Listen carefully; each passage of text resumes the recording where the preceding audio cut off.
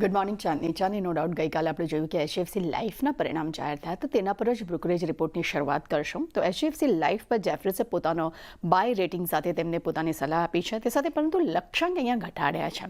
તેને ₹800 પ્રતિ શેરથી ઘટાડીને તેમને ₹750 પ્રતિ શેર કર્યા છે. તેમના મતે વીએનબી 18% ઘટીને 1200 કરોડ વાય ધોરણે આંકડો આવતો જોવા મળ્યો છે, જે અનુમાનથી થોડો ઓછો જોવા મળી રહ્યો છે. તે સાથે એપી માર્જિનમાં 8%નો ઘટાડો નોંધાયો છે. સાથે તેમનું એ પણ કહેવું છે કે યુપ્લેક્સ શેર્સમાં વધારો કરવાને કારણે કરીને અને લોઅર સ્કેલ્સ ટ્રેક્સને કારણે કરીને માર્જિનની એક ઇમ્પેક્ટ જે છે તે જોવા મળી રહી છે. તે સાથે જ FY25 માટે ગ્રોથમાં સુધારાની પણ તેઓ અપેક્ષા રાખી રહ્યા છે, પરંતુ વીએનબી તે છે 4થી 5% ટ્રીમ કરવાના પણ અનુમાન તેઓ રાખી રહ્યા છે.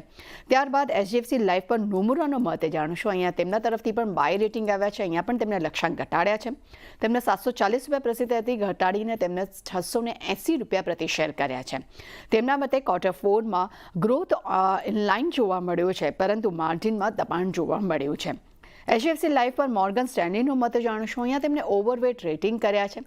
તેમના તરફથી પણ લક્ષ્યાંક ઘટાડવામાં આવ્યા છે. તેમને ₹780 પ્રતિ શેરથી ઘટાડીને ₹745 પ્રતિ શેર કર્યા છે. તેમના મતે ક્વાર્ટર 4માં વીએનબી માર્જિનમાં ઘટાડો નોંધાયો છે, પરંતુ સામે FY25 માટે ગત વર્ષની સરખામણીએ આવનારા સમયમાં સુધારાની પણ તેઓ અપેક્ષા રાખી રહ્યા છે અને મજબૂત ગાઈડન્સથી તેઓ અપેક્ષા રાખી રહ્યા છે. અને નજીકના ગાળામાં સ્ટોકનું પ્રદર્શન જે છે તેમાં નરમાશ જોવા મળી શકે છે.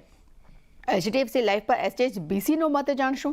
તેમના તરફથી બાય રેટિંગ આવ્યા છે. લક્ષ્યાંક તેમને પણ અહીંયા ઘટાડ્યા છે. તેમને ₹800 પ્રતિ શેરથી ઘટાડીને ₹750 પ્રતિ શેર કર્યા છે. તેમના મતે ક્વાર્ટર 4 વીએનબી માર્જિનમાં નરમાશ જોવા મળી છે અને ખાસ કરીને પ્રોડક્ટ મિક્સ અને સ્પર્ધા વધવાની અસર જે છે તે માર્જિન પર જોવા મળી રહી છે.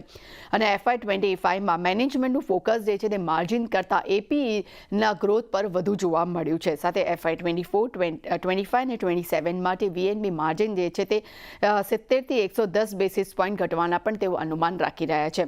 અને છેલ્લે એક્સિસ બેંક પર જેફરીસો મત જાણશું.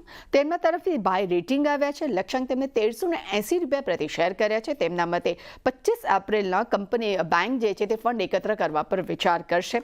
સાથે જ CAR જે છે તે 160 બેસિસ પોઈન્ટ વધવાની પણ અપેક્ષા રાખી રહ્યા છે. અને ખાસ કરીને કંપનીના BVPSમાં 4થી 6% ગ્રોથની અપેક્ષા રાખી રહ્યા છે. સામે ROE જે તે 100 બેસિસ પોઈન્ટ પણ વધવાની અપેક્ષા રાખી રહ્યા છે. એટલે ચાંદીની મારા તરફથી એચડીએફસી લાઈફ અને એક્સિસ બેંક બંને પર જે બ્રોકરેજ રિપોર્ટ આવ્યા છે તેના પર આજે ખાસ નજર રહેશે અને બંને શેર્સ પર પણ આજે સારી એવી એક્શન જોવા મળી શકે છે.